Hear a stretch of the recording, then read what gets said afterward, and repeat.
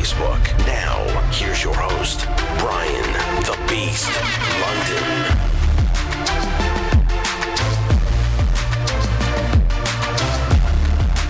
Back here on allCanesRadio, the Beast Brian London, live from Shake Shack in the Gables, 1450 South Dixie Highway, right across from the University of Miami. Just a stone's throw from Mark Light, A-Rod Park. That's where our next guest has been dominating all season long, and I just asked him if he's having fun, because that's the whole idea of this thing, is to have a little fun, and he insists that he is, although he looks ultra serious. I wouldn't want to face him, that is for sure. We bring Harry from allCanes on, who's our Bob Uecker, our baseball aficionado. Harry, how are you, my friend? I am great. After a great weekend of baseball. Yeah, always like to get a series victory, get the shutout on Sunday, doing some good things in baseball. One of the reasons why is for my next guest, unbelievable pitcher and really just coming into his own this season, Brian Radziewski Jr., right? Here in the University of Miami, and B-Rad, as you are affectionately known. Thanks for coming out to the show, man. I appreciate it. Thank you for having me. So let's talk about the season a little bit. Obviously you had an outstanding freshman campaign. You started off great last year. You got hurt, had surgery, and in my mind, I'm thinking, it's going to take him a little while to get back, get into the zone, what have you. But it looks like you're feeling comfortable out there on the hill, right? Yeah, definitely. Just talk about the rehab process, getting ready for the season. What do you think has led to you pitching so well this year? Well, it was everyday rehab, just working hard. They said the most important part was rehab, so I put a lot of effort in there. And, when it came to fall, just kept on working hard, working with JD, getting back to throwing, and, it worked out for me. Was there ever a question in your mind about where you would be in the season? If I asked you back in September or October, did you think you'd be this far along? Definitely, definitely not. I was in a lot of pain in September, October, so I didn't know what to expect. So luckily, they just gave me a little rest. I took my time, and it worked out. Do you feel like, obviously it doesn't look like it compared to the numbers, but is there still any tentativeness out there for you, or do you feel like mentally you're beyond the injury? I'm beyond the injury. It's a new arm, so I got to get used to all the stuff that comes with it, and no, it's behind me. You sound like the Terminator. You just said it's a new arm. Like, did they put like a whole new metal structure in there? Is it bionic? It's a new mentality. Every week is going to be different. I'm going to have different pain. It's just different. Or do you have to work? Do you doing more exercises, more stretching, more kind of working out to kind of keep it limber and loose? Yeah, definitely. If I see a ball somewhere, I'm definitely not throwing it with my left hand. I'm picking it with my right and just tossing it. So I'm a lot more careful and a lot of shoulder exercises. Harry, what you got, man? What does what mean?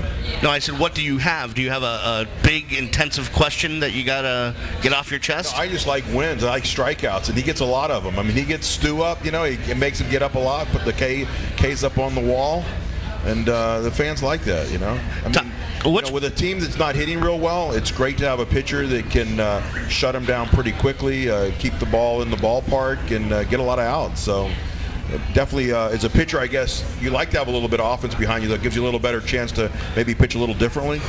Yeah, obviously everyone likes runs, but you always have to pitch with a high intensity. Always got to be focused. So if I don't mind pitching 0-0 or whatever the score is. If it doesn't make a difference to you, you just go out and know what you got to do, right? Exactly. Do you like pitchers duels? Is that the challenge? Do you like to rise to that challenge if you know the other guy's throwing flames?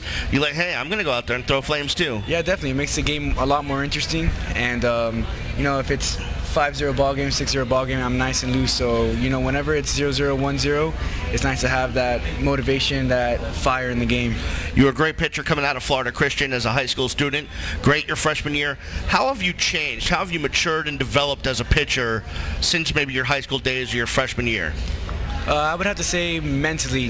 JD works a lot on the mental aspect of the game, and I'm just a different pitcher on the mound when I'm from high school than I am now. Have you added anything to your repertoire? Any pitches you've been working on? I know JD likes to get you guys to try some new things. What have you added to the rotation there? Nothing really. I've just made my stuff a lot more sharper. We've tried different things, but I always go back to my roots. You have a 1.13 team-leading ERA, a record of 6-1, but you've got that almost 5-1, but it's 4-1 4.5 to 1 strikeout to walk ratio, which means your location is on. What's going right for you? How are you able to just zero in on home plate and throw strikes?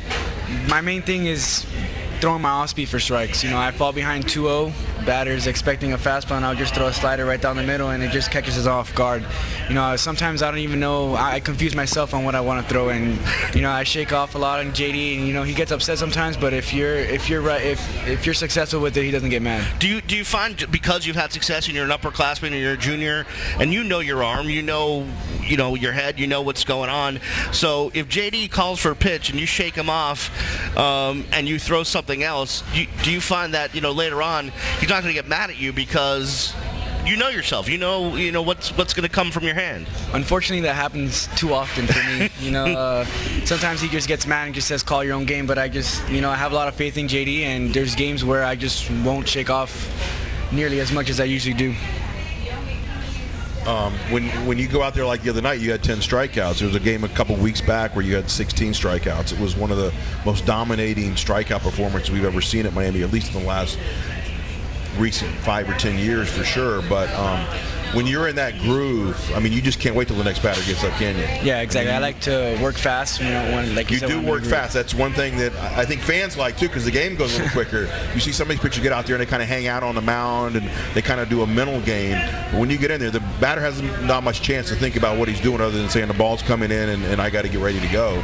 And yeah. I think we as fans appreciate it, but I think it puts a little more of a disadvantage to the batter because now he doesn't have a chance to control you as much as you're controlling him, I think. It also helps out the defense. When you're working fast, they're on their toes, and when you're working slow, they're just not in the game. The defense has been pretty good this year too for you. Yeah. They've helped out too. That's the other thing, that if you're pitching well and the defense is making mistakes, puts you in kind of a bind as well. But they kept guys off the base for you for the most part. Yeah, exactly. If the defense isn't well, you're going to try to be too perfect when you're pitching, and that's when the walks come in, and that's when you get yourself in trouble. So now, with the great defense with Hearns and Lopez up the middle, and we have such a fast outfield, whether it's Palmer or Ricky Eusebio or whoever's in left, Dale in center and Chance in right, we just basically pitch the contact. Now, this past week, or I guess week and a half ago, we switched David to third base and Figure to first base. David's done pretty well. Yeah, he's done real well. He helped me out in Boston College a lot, and Figure's his freshman year he started at first base, so he knows that position well. Talking with Miami junior pitcher Brian Radziewski here on allCanes Radio. B-Rad joining us here at Shake Shack. And Brian, let's talk about this team. There's been some inconsistency at times this year, up and down. You're in the ACC now. The idea is to win series. I don't think people realize, and Harry, what was those stats again as far as RPI and strength of schedule? I don't think people realize how difficult this first part of the season's been. RPI and second in strength of schedule as today. Yeah, so you guys have had the second toughest schedule, which is obviously, been at times obviously difficult to play. But where do you think the team is right now, mindset-wise, as we head towards the latter part of the season? Well, we know that we had a hard schedule in the beginning, and now we're hitting our weakest part, basically. And we're strong. Our bullpen's finally come in. Our starting pitching is still strong, and our hitting is doing much better than it was in the beginning.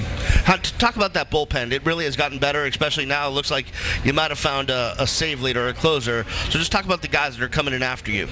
Well, in the beginning, they weren't doing too well, but now you have AJ coming out. He's just like himself last year. Ned's always been strong, and you have Whaley there. And freshman Woodry has been coming up big for us. And how about your fellow starters? Chris Diaz has been doing phenomenal. Yeah, unbelievable. Andy Suarez has been doing great, and Javi Saz has been doing great too. When it comes to tournament time, like I was telling him, we have 5 Friday night starters that we're gonna have, and that's not something you have against other teams. All right, pitchers are known to be a little bit wacky, especially guys in the bullpen. They can get a little out of control sometimes.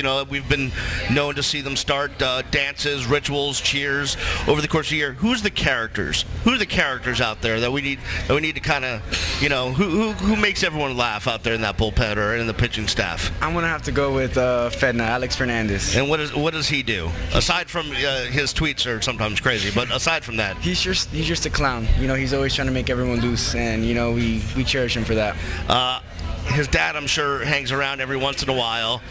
Do you think Big Alex approves or disapproves? We kind of keep that on the low. I don't think he knows about it. Well, we'll edit this out. He won't hear it, I promise.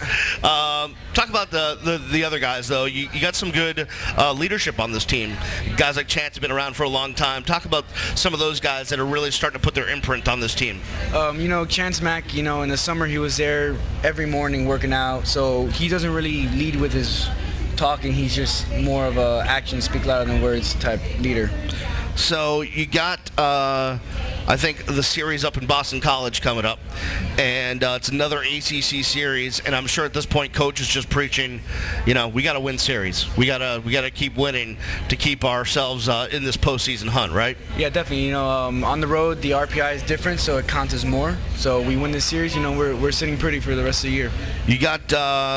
Do you like pitching on the road, or do you much rather pitch? Obviously, you much rather pitch at home, but do you like the challenge of kind of facing a crowd on the road?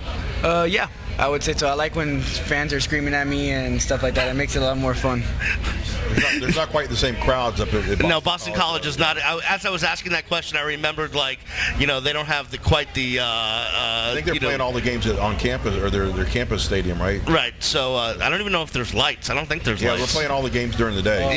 Yeah. Well, it's up there. They don't really like their college baseball as much as other sports. That's okay. Now, this past week you pitched during the day. Does that make a difference to you?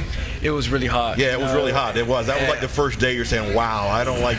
Yeah, I definitely. As a fan, I was hot. You don't really feel Andy's pain pitching on Sunday, so. You started off now. You went out there with one sleeve on, and then the umpires made you take the sleeve off, and then you put both sleeves on, and by the third inning, it was like there was no sleeves. Yeah, it was way too hot. I was just soaking wet. It was gross.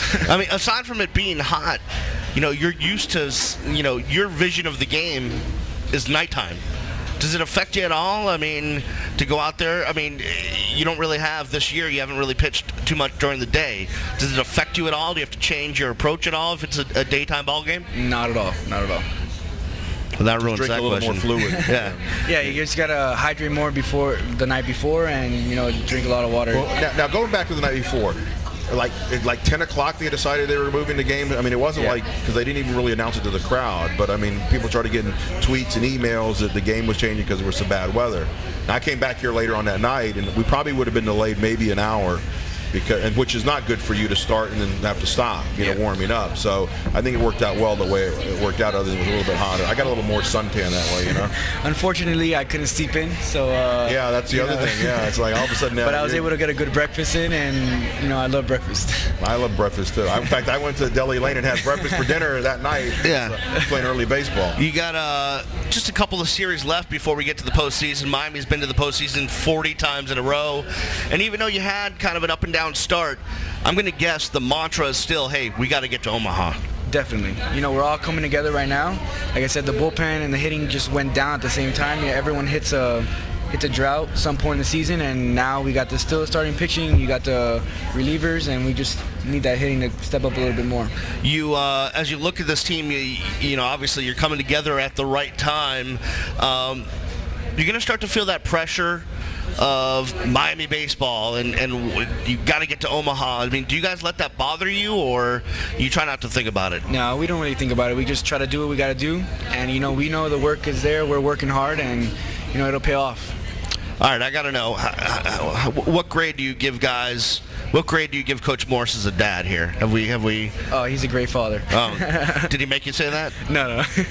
He's doing a good job? Yeah. Has his hair gotten a little grayer, though? No, maybe? It looks great. B-Rad, thanks so much for coming out, man.